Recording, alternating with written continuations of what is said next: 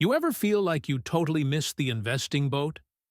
Like you see these 25-year-olds retiring early, meanwhile, you're just trying to figure out where your money should go? Well, I've got news for you. It is not too late. But if you are getting a late start, you do need a different approach. So today, I'm going to give you the exact roadmap to build real wealth starting right now. No fluff, just results. Step 1. Face the numbers. No more avoiding it. If you've been avoiding your finances because you think it's too late, or you've missed your chance to build wealth, I get it. I understand, but I got to tell you, the worst investment strategy is waiting for the perfect time. Because while you're waiting, you're getting older anyway, and regret is not helping you. So today, we stop avoiding and start taking control. Facing your finances fully and embracing them might be scary, but avoiding it is not going to change reality. See, most people, when they finally look at their numbers, they actually realize that they're in a better position than they thought. So let's do this together. Before you start investing, you need to know exactly where you stand. This is not about judgment, it's about clarity. And once you know your starting point, you can create a realistic investment plan that fits your life. So here's what I want you to do. Number 1, write down your assets. That's everything you own, your car, maybe a house. You don't need to write down that belt you got from Shane. Nobody cares. But write down a few key assets that you own. Next, write down your debts. That's everything you owe. Keep in mind that 90% of people who are in debt don't even know how much they owe. So if you do just this step, you're so far ahead. And finally, subtract your debts from your assets, and that will get you your net worth. Now, take a look at that number. If the number is negative, don't freak out. That's just your starting point. It's not your ending point. Your net worth is a helpful number to know where you are today. It's a snapshot in time, but it still needs something else to give you the full picture. Next, let's get crystal clear on your spending. See, a lot of people think that they don't have enough to invest.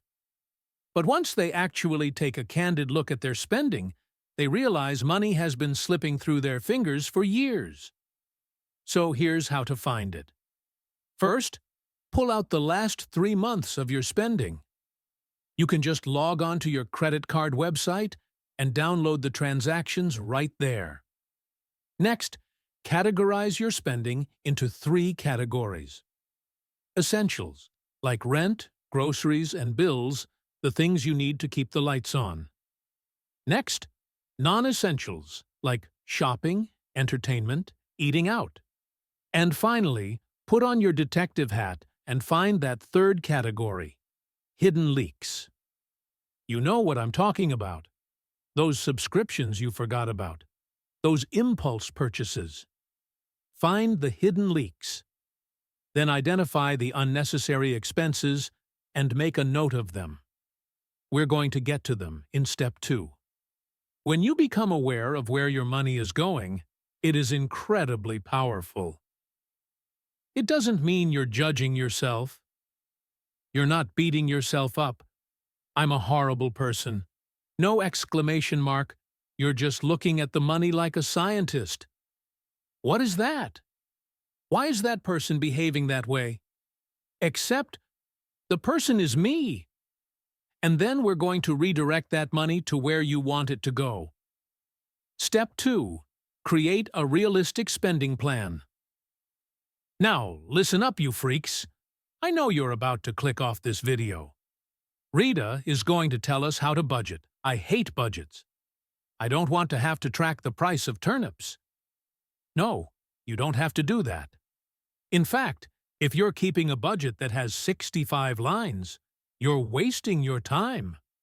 And the best part is you only need to track 4 numbers. Here they are. fixed costs. These should be 50 to 60% of your take-home pay.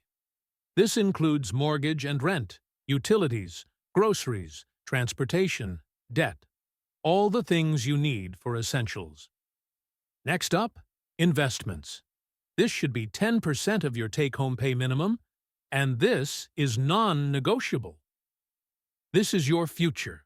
This number matters more than anything else. Savings, 5 to 10% of your take-home pay.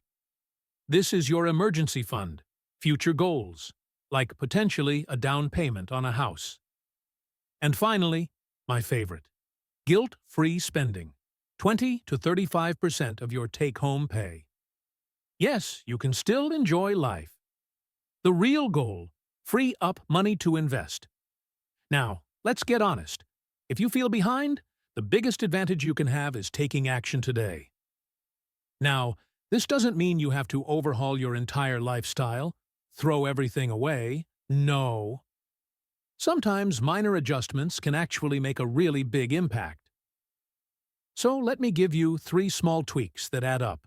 1. Renegotiate your bills. Call up your internet company. Call up your cable company. Call up your phone provider. Ask for a cheaper plan. Did you know that you can even sometimes negotiate the APR on your credit card debt? No, you didn't know that. You were busy reading a bunch of frugality forums telling you, "Hey everybody, did you know that if you plant your own cauliflower, then over 6 years it will actually develop into something you can sell?" Stop wasting your time. Call up and negotiate the big wins.